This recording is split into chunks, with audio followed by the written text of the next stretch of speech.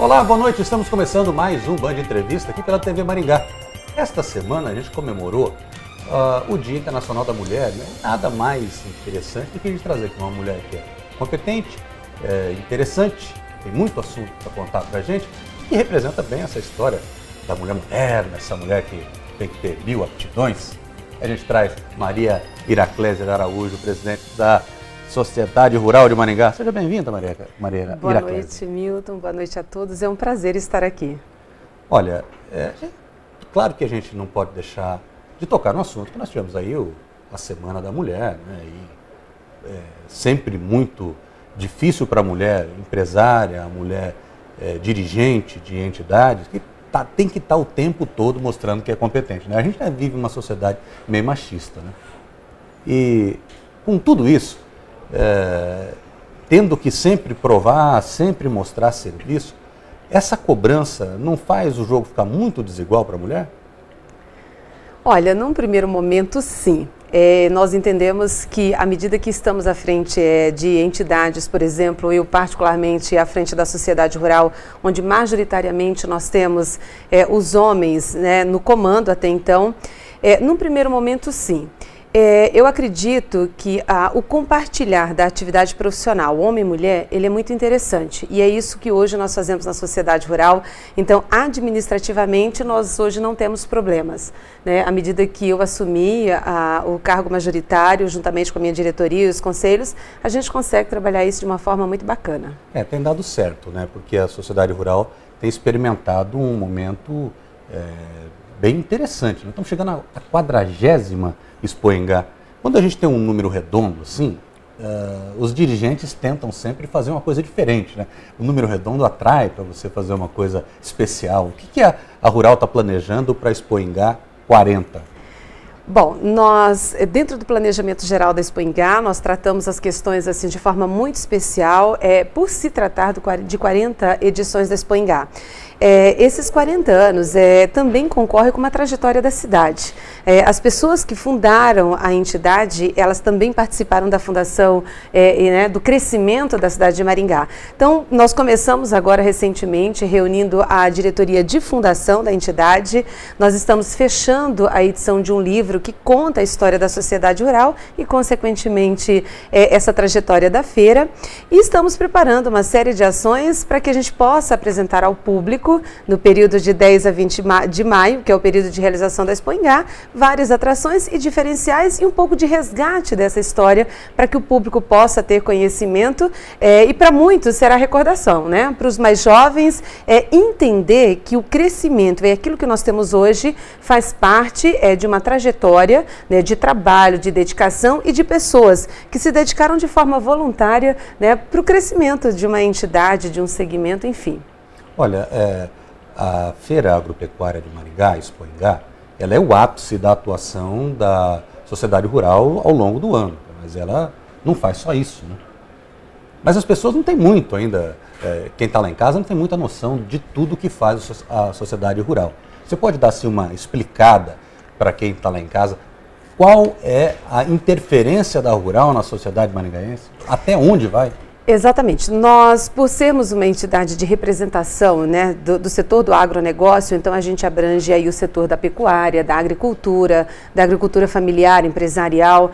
E as atividades que são desenvolvidas no dia a dia dentro da sociedade rural incorpora não só o produtor rural, mas também a sociedade como um todo. Então, constantemente nós temos lá as programações de cursos que são voltados para o aperfeiçoamento da atividade agrícola ou pecuária, mas muita coisa na área de promoção social, então a gente estende isso não só para o associado e para os seus familiares, as mulheres, os jovens, mas também para a comunidade de um modo geral, porque entendemos que é uma forma de transferência daquilo que fazemos no nosso setor. Nós temos diariamente, né, atividades voltadas para os jovens, para as esposas. Nós temos a ecoterapia, que é um programa que já tem algum tempo dentro da sociedade rural, que trabalha pessoas com necessidades especiais, então isso é uma coisa constante, né, e a gente convida, inclusive, as pessoas que não conhecem, irem lá e entender um pouco desse dia a dia. Aliás, esse programa da ecoterapia, ele é extraordinário, né? O pessoal não sabe direito o que é, vamos explicar.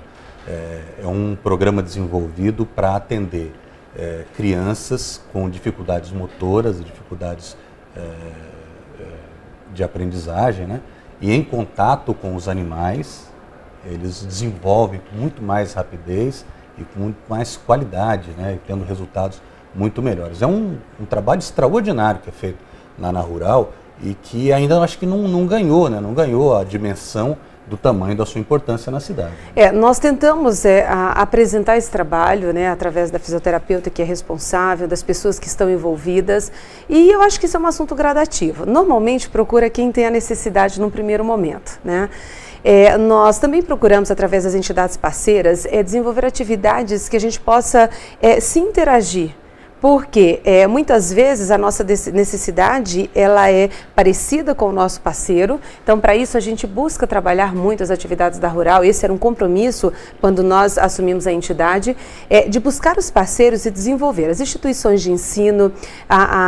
Nós temos aí grandes parcerias com a Secretaria da Agricultura, a Emater, os sindicatos rurais, o Sistema Senaf-AEP, a própria associação comercial, dentro daquilo que a gente pode se envolver, a própria Prefeitura do município de Maringá, as associações de bairros, principalmente no que se refere aos cursos, né? Então a gente procura sempre as pessoas que estão nessas comunidades, que têm necessidades e que a gente tem a infraestrutura instalada. Então nós temos hoje um centro de capacitação e nós buscamos essas pessoas, essas entidades, para que a gente possa estar oferecendo e buscando essa interação. Por quê?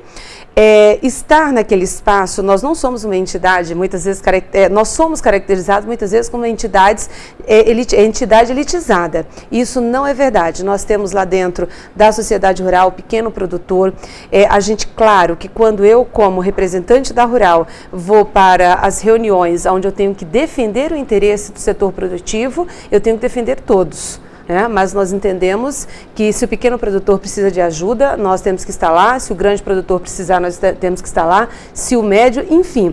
O setor se desenvolve através das cadeias de produção e para isso a gente procura acompanhar e fazer as interferências que são necessárias e oferecer constantemente ações que desenvolvam essas cadeias. Então hoje eu diria para quem está nos ouvindo que o espaço do Parque de Exposição de Maringá, ele é um espaço dinâmico, em movimento. Se você entrar hoje, segunda-feira, no parque, ele tem movimento. Se você entrar no sábado, ele tem movimento, no domingo, na quinta, enfim.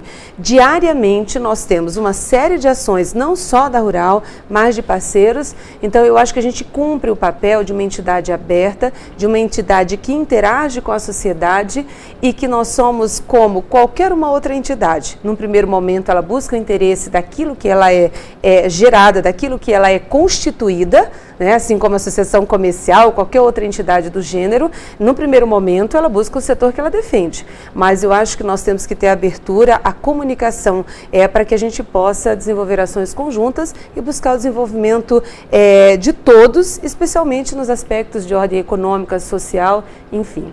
Basicamente é primeiro representar o seu segmento, mas depois participar da sociedade, né, como um todo.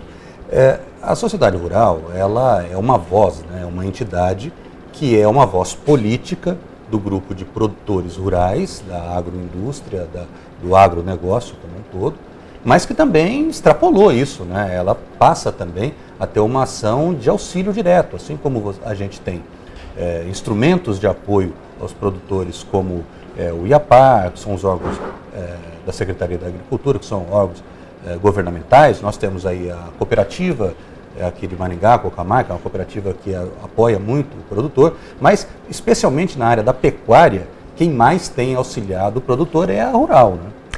Nós temos hoje em Maringá os maiores criadores de bovinos hoje e de qualidade genética do Brasil estão em Maringá. Então o que a gente, o rebanho não está aqui, deixando claro para todos que o rebanho não está, até porque a nossa região ela tem toda uma caracterização econômica voltada para o agronegócio, mas claro que ela não tem todo o espaço. Então o produtor está aqui, tem a sua propriedade no Mato Grosso do Sul, Mato Grosso do Norte, São Paulo, Minas. Nós temos aí associados espalhados, acho que por 9, 10 estados da federação. Então a gente tem uma abrangência significativa. E aí nós entendemos que quando nós defendemos, né, por exemplo, na questão do Código Florestal, as discussões, elas passam pelas entidades, a gente tem que estar lá buscando defender aquilo que é de interesse do produtor. Quando se trata da agroindústria, nós reunimos as pessoas que são envolvidas. Quando você fala da cooperativa, a gente tem uma parceria com a Cucamar, por exemplo, onde a gente tem sim produtores que são relacionados às duas entidades, assim como o Sindicato Rural. Então, muitas ações nós não desenvolvemos sozinho. Por quê?